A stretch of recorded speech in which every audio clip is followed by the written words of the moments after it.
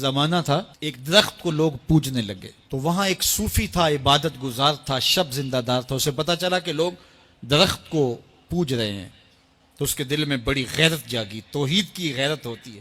وہ جاگی اور وہ کھڑا ہوا، اس درخت کو کاٹ دوں گا جس کو لوگ اللہ کا شریک سمجھ رہے ہیں اور پوج رہے ہیں۔ ہاتھ میں کلہاڑا پکڑا اور اس درخت کو کاٹنے کے لیے نکلا۔ راستے کے اندر شیطان کھڑا تھا، اس نے کہا میں تو نہیں جانے دوں گا،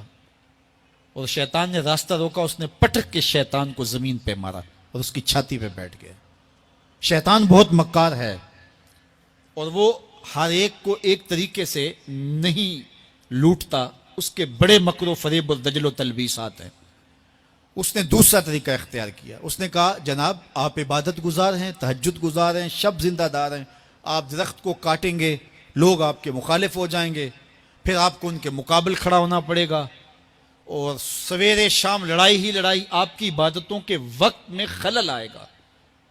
تو آپ نے ان کی قبر میں تھوڑا جانا ہے، آپ کی قبر اپنی ہے، ان کی قبر اپنی ہے، آپ چھوڑیے ان کو۔ اور ساتھ ہی کہا کہ جب آپ مصلی اٹھایا کریں گے تو نیچے سے ایک درہم مل جایا کرے گا آپ کو، تو آپ اس سے اپنے کھانے پینے کا انتظام کر لیا کریں گے اور آپ فارغ البال بھی ہو جائیں گے۔ اس طرح باتوں میں لگایا اور وہ زاہد صاحب واپس آ گئے، نماز پڑھی، مصلی اٹھایا، درہم ملا، بڑے خوش ہوئے اور دلیلیں تراشنے لگے، واقعی مجھے کیا لگی، تمہیں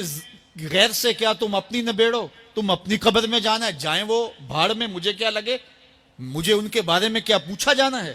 نمازیں پڑھتا ہے، ہر نماز کے بعد مصلی اٹھاتا ہے تو ایک درہم ملتا ہے۔ کافی دن گزر گیا، دل بھی آہستہ آہستہ مردہ ہو گیا۔ ایک دن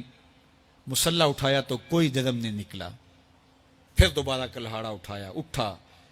رستے میں پھر شیطان کھڑا تھا، کہا کدھر جا رہے ہو، کہا درخت کو کاٹنے جا رہا ہوں۔ شیطان نے کہا میں تو نہیں جانے دوں گا۔ اس کو تجربہ تھا کہ میں اس کو پٹک کے زمین پہ مارا تھا، یہ میرے سے طاقتور تو ہے ہی نہیں، اس نے پھر گریبان سے پکڑ لیا، شیطان نے پٹک کے زمین پہ مارا اور چھاتی پہ بیٹھ گیا۔ وہ زاہد صاحب پریشان ہو گئے، شیطان کو کہنے لگے کہ یہ کیسے ہوا، میرا تو تجربہ ماضی کا یہ تھا کہ میں طاقتور ہوں، تم کمزور ہو، لیکن اب تم نے پٹک کے مجھے زمین پہ مارا۔ تو کہا صاحب اس دن تم اللہ کی رضا کے لیے جا رہے تھے، آج تم درہم کے لیے جا رہے ہو۔ تو جب عمل میں خلوص نہیں رہتا تو پھر عمل نہیں رہتا، عمل میں قوت نہیں رہتی، پھر سجدے بے روح ہو جاتے ہیں، نمازیں بے ذوق ہو جاتی ہیں، صفیں کج دل پریشاں، سجدے بے ذوق کہ وہ جذب اندروں باقی نہیں، نماز روزہ حج زکوٰۃ سب کچھ ہے باقی مگر تو باقی نہیں۔ پھر سب کچھ چلتا رہتا ہے لیکن رسم ہوتی ہے، لا یبقى من الاسلام الا اسمہ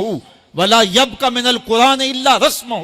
پھر قرآن پڑھا جاتا ہے، رسم ہوتا ہے، قرآن دل کو پھر نہیں بدلتا، اس لیے کہ رسم ادا ہو رہی ہوتی ہے۔ جب رسم ادا ہو رہی ہو تو پھر قرآن دل کو نہیں بدلتا، جب قرآن کے طور پہ پڑھا جا رہا ہو پھر یہ دلوں میں رنگ اتارتا ہے اور معرفت کا نور دیتا ہے اور دلوں کے زنگ اتارتا ہے۔